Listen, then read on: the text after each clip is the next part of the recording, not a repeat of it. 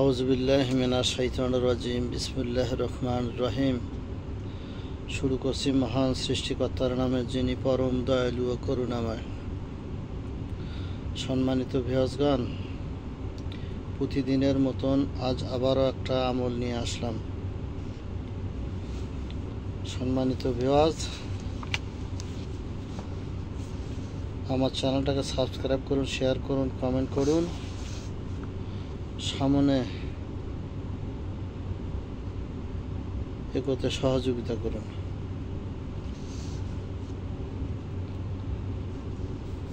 আজকের বিষয় হচ্ছে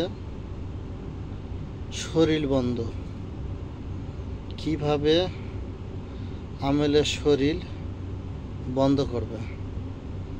যারা চিকিৎসক, জিনে আক্রান্ত, জাদু আক্রান্ত যারা চিকিৎসা করে থাকে, এদের শরীর কিভাবে বন্ধ করবে, ইনশাআল্লাহ এই বিষয় নিয়ে সামান্য 2-1 মিনিট আলোচনা করব। বিশেষ করে যারা আলেম ওলামা, মুতাব্বের, কবিরাজ, যারা জিনে আক্রান্ত, জাদু আক্রান্ত ব্যক্তিদের চিকিৎসা করে থাকেন, এদের অবশ্যই শরীর বন্ধ করে নিতে হয়। না হলে ওই দুষ্ট জিনগুলো, অবাধ্য জিনগুলো বা জাদু, সেটা জিনের জাদু হোক বা মানুষের জাদু হোক, যখন কারো চিকিৎসা করতে যায়, বিপরীত দিক থেকে ওই আমলের দিক নানান ধরনের হুমকি আসে, জাদু আসে। সেটা জিনও জাদু করে, মানুষও জাদু করে কবিরাজকে ঘায়েল করার জন্য, যাতে কবিরাজ যেন সঠিকভাবে চিকিৎসা করতে না পারে। আর এই আক্রমণাত্মক ভাবে যে জিনগুলা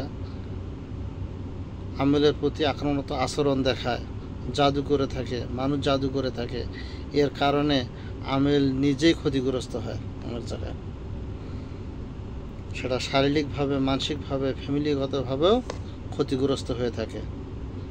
আবার যখন চিকিৎসা করে, এমন জাদু নিক্ষেপ করে ওই আমেলের প্রতি, আমেল এত পরিমাণ দোয়া দরুদ কোরআন আয়াত পাঠ করতেছে, কিন্তু ওই জিনের কোনো কিচ্ছুই হচ্ছে না, বরং ওই কবিরাজি, ওই মোতাব্বেরই ক্ষতিগ্রস্ত হইতেছে। তাই অবশ্যই যারা চিকিৎসা করে থাকেন, এই মোতাব্বেরদের অবশ্যই চিকিৎসা শুরুর আগেই নিজেকে সেফটি রাখার জন্য, নিজেকে নিরাপদ রাখার জন্য অবশ্যই তাকে তার শরীর বন্ধ করে নিতে হবে। আর যদি না করে, অবহেলা করে, এতে হিতে বিপরীত তার হয়ে যাবে। অর্থাৎ তার যে কোনো সময় সে ক্ষতিগ্রস্ত হবে। এর জন্যই আমাদের অবশ্যই চিকিৎসার পূর্বে তাকে অবশ্যই শরীর বন্ধ করে নিতে হবে। শুধু চিকিৎসার ক্ষেত্রে না, যারা জিনে আক্রান্ত, জাদু আক্রান্ত, দোয়া দরুদ, তাবিজ চিকিৎসা করে থাকে, তাদেরকে অবশ্যই ওযুর সহিত থাকতে হয় এবং শরীর বন্ধ করে ঘর থেকে বের হলে তার শরীর বন্ধ করে যেতে হয়। এটা নিয়ম আর কি। তার শরীরটা সবসময় নিজেকে আত্মরক্ষার জন্য শরীর বন্ধ করা উচিত। এই শরীর বন্ধ কিভাবে করবে, আমেলেররা কিভাবে শরীর বন্ধ করবে? প্রথমে একবার আয়াতুল কুরসি পাঠ করতে হবে। তারপর সূরা ফালাক, নাস একবার করিয়া পাঠ করতে হবে। এরপর যেটা করতে হবে, যে দু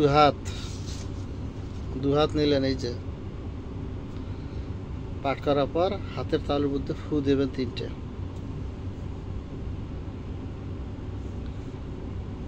ফু দিয়ে নিতে হবে।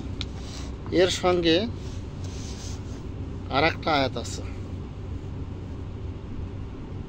একটা ফু দিয়ে নিলেন, আয়াতুল কুরসি পাঠ করলেন, সূরা ফালাক নাস পাঠ করলেন, হাতের তালে ফু দিয়ে নিলেন। এইটা সারা শরীর মেসহ করবেন, মাথা থেকে পায়ের তালা পর্যন্ত, পায়ের নিচ পর্যন্ত বুলিয়ে নেবেন। তাহলে কোনো প্রকার জিন জাদু ওই আমেলকে ক্ষতি করতে পারবে না, সে আমেল নিরাপদ থাকবে। এর সঙ্গে আর একটা কোরআনের আয়াত সংযুক্ত করবেন, সেটা হচ্ছে সূরা আত-তাওবা আয়াত নম্বর 51। সূরা তাওবার আয়াত নম্বর 51, এটা শেষে পড়বেন,